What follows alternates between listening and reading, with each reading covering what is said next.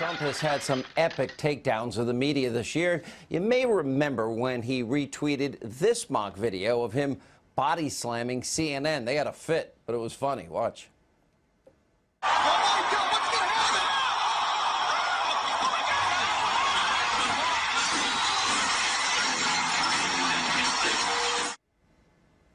And the president also had no problem putting CNN grandstander Jim Acosta in his place. This is pretty epic. Watch.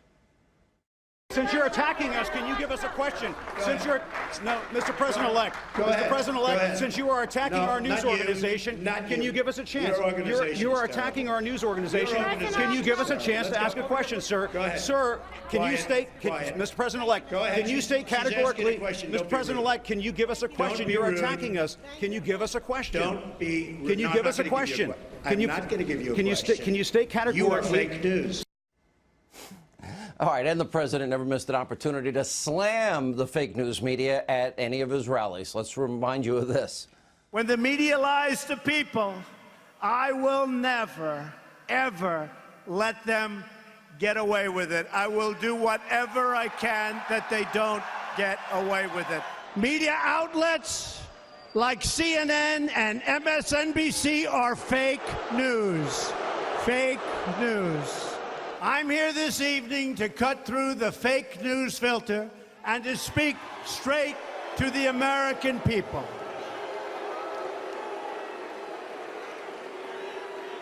Fake news. Fake news. These are sick people. You know the thing I don't understand? You would think they'd want to make our country great again, and I honestly believe they don't. If you want to discover the source of the division in our country, look no further than the fake news and the crooked media. Joining us now, former Arizona Republican Congressman J.D. Hayworth, chairman of the American Conservative Union, Matt Schlapp. J.D., look, you've dealt with this in the course of your career. I mean, the reality is there's a lot of fake news. You know, there's no discerning, objective news media like they claim that they are. This is an opinion program. I'm an advocacy journalist. We make no pretense on this program. I have an opinion. We're commentators, and that's fine. But the problem is you have a situation where you've got guys, for example, the earlier segment, you had a reel of Jake Tapper. You know Jake's first job in politics? It was press secretary for Democrat Congresswoman Marjorie Margolis Mezvinsky. Now, I think here's a reform today.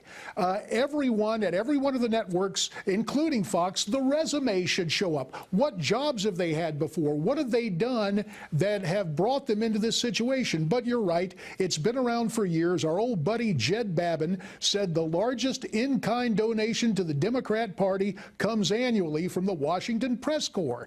They are inherently leftist. They are inherently leftist, and you just have to deal with it. But here's the big difference, guys. Donald Trump doesn't take it as a victim. He fights back. I can remember we would have folks in for the NRCC, and so many people in America would say to us as members of Congress, when are you going to take on the press? And we would say, look, we've got to get our work done. We can't get bogged down fighting them every day. The genius of this president is it has become so polarized, he is not afraid to call them out.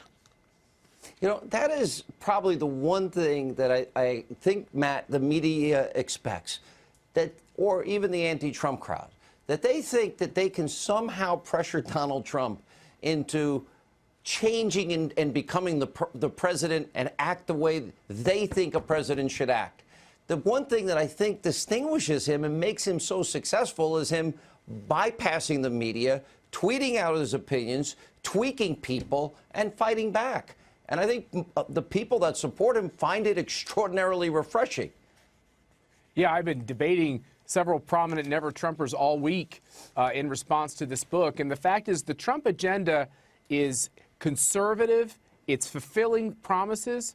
But it's also a stylistic change. JD's right. You're right, Sean. What Republicans tend to do is cower.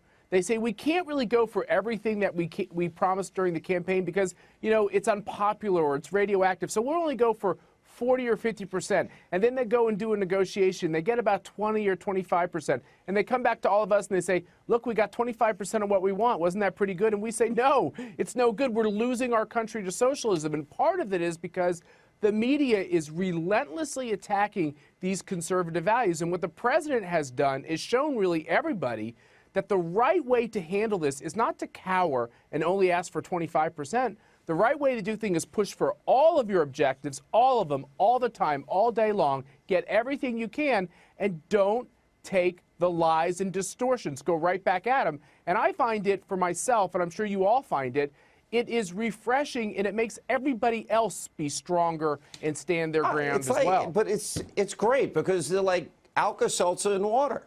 You know, you put a little water, drop your Alka-Seltzer tablets, you know, plop, plop, fizz, fizz. They bubble and fizz and go on TV and find the worst adjective they can to describe anybody. And, JD, I think they've just exposed themselves to a point they can't recover. Well, the problem has been there for years, and I can remember, gosh, I think it was 1980. Fred Barnes, of all people, wrote a column that showed up in Reader's Digest saying the press has got it wrong. They're not supposed to take on the role of the loyal opposition. They're journalists. They're there to chronicle what's happened. Well, what we've seen is a complete change where these people are advocates, and they are partisan advocates, and they're thin-skinned at that. Because the old rules were they could beat the heck out of you, and Matt's right, a lot of guys would cower. Some of us would stand up and get even more invective. But Donald Trump is a man of the times. His genius is bringing together social media and television and going directly to the American people and not saving it up for a speech in Des Moines and not playing the victim, but saying, okay, take your shot. I'll hold up a mirror to you and we'll see who's really distorting what's going on. That's really well said. Last word, Matt. You know, the thing is that what Donald Trump understands is that after 8 years of Obama, the country was on its knees, our economy was weakened, we weren't respected overseas. This type of tone, this type of approach to being president is really exactly what the country needs. And I think it is hard for those people that are wedded to the old ways to give up the old ways. But the fact is, our country needed this. Agreed.